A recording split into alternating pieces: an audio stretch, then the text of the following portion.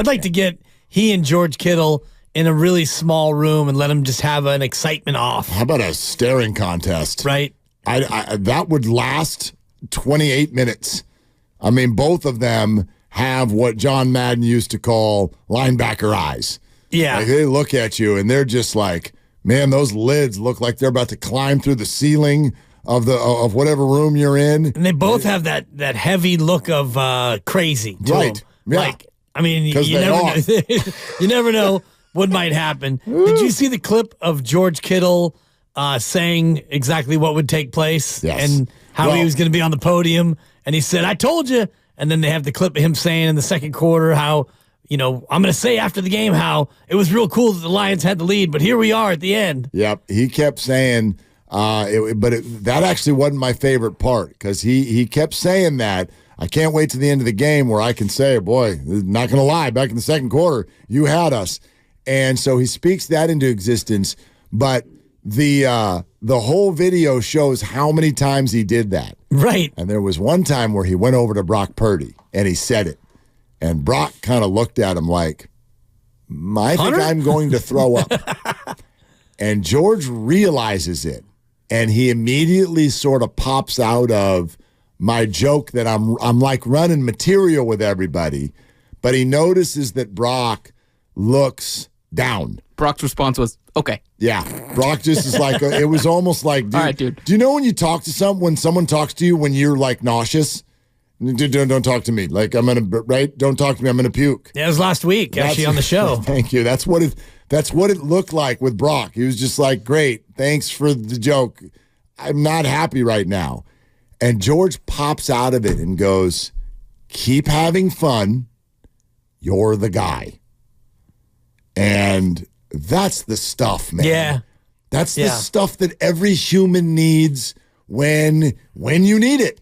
And you don't know when you need it. And for him to assess that quickly, because George has been to a Super Bowl. George has seen it all. George has made the money. George is a nut job who can handle all of that. And that's something we really forget in our unfair Brock Purdy discourse throughout the last year and a half. 23 years old, hasn't seen it all, and wasn't really prepped for this. He got thrown in, and it's happened, and he deserves all the credit in the world for it. But this is still a young pup who is encountering new situations, and a week from Sunday will be another one. Well, how can you be ready for it? Right. Even if you're an 8 or 9 year veteran, and when you go to your first Super Bowl, you're not ready for it. And Brock is not ready for it. And he'll get out there, and there'll be the anthem. There'll be a whole week of hype. They'll go out there on Sunday, and they'll go through practices and walkthroughs, and media day will be something he's never gone through. And there's going to be an absolute gaggle around Brock Purdy and good questions and stupid questions. And, Zaza, that's a good question, but that's also a stupid question. And all of that and more. And then you're going to get to the game and the anthem and the pyrotechnics, and it's going to hit him.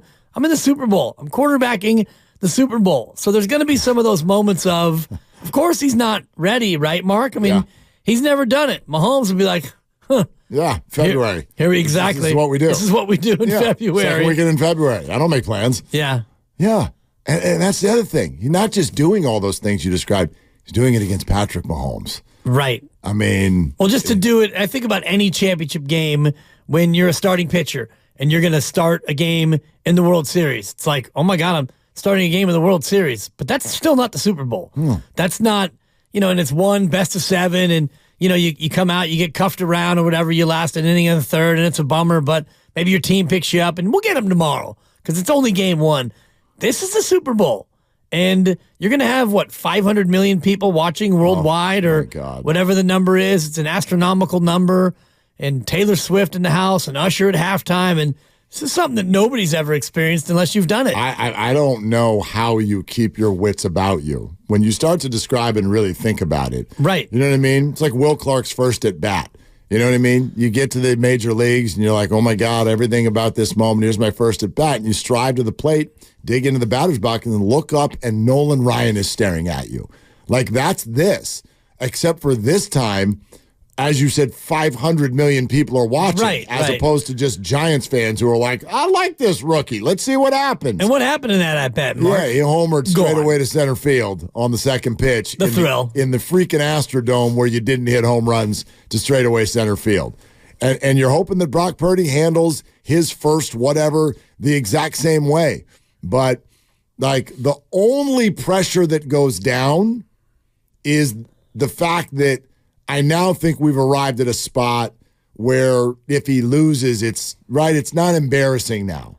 Like, now you're in the Super Bowl against Patrick Mahomes. Right. Like, Right. if you blow it against the Packers in game 1 as the 1 seed in your home building, it's a very, very different vibe. So from Absolutely. that perspective, like, if there's somebody I don't think anybody is, but we always do the who's playing with house money.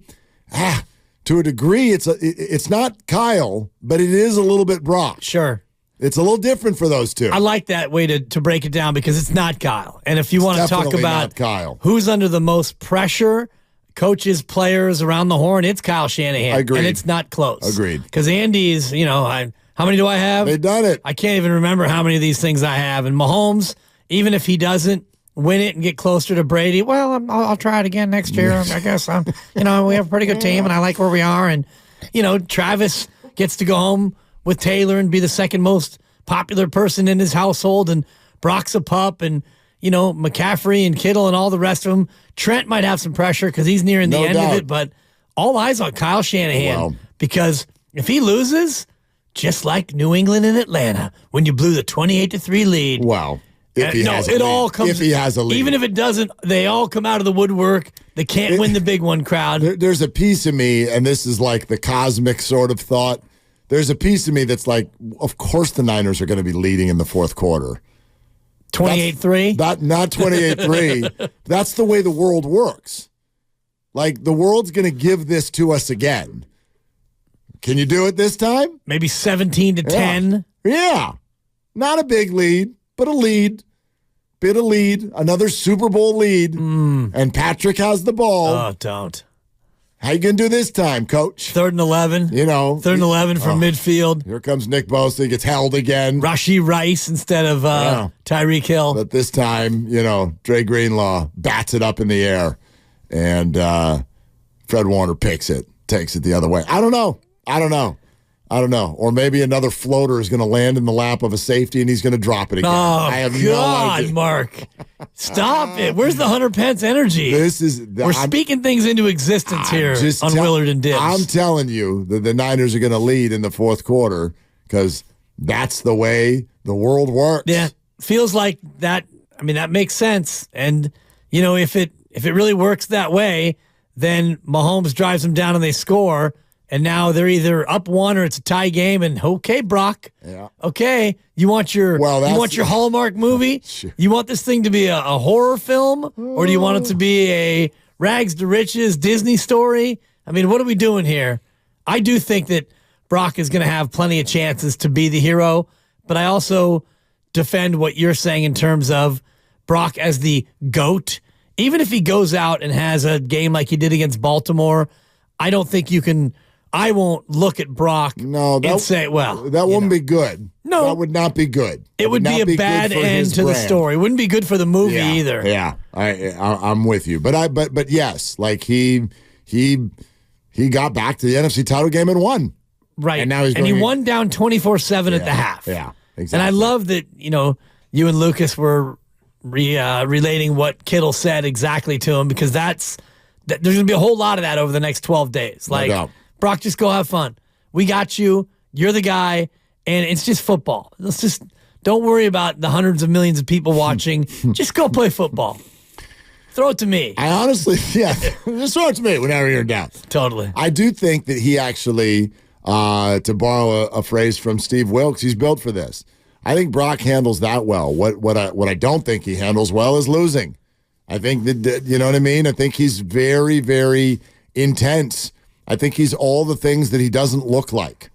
You know what I mean? He plays bigger than his size. His heart is bigger than it looks. He will forever look like a kid walking home from school, but he's none of those things. He's dog. He's dog. And so I don't think he's going to cower from the moment. But if it's not going well, I think he's really hard on himself. And that's what George saw. Yeah. And that's what George tried to get him out of. And eventually they did. I don't know who was the key or whatnot.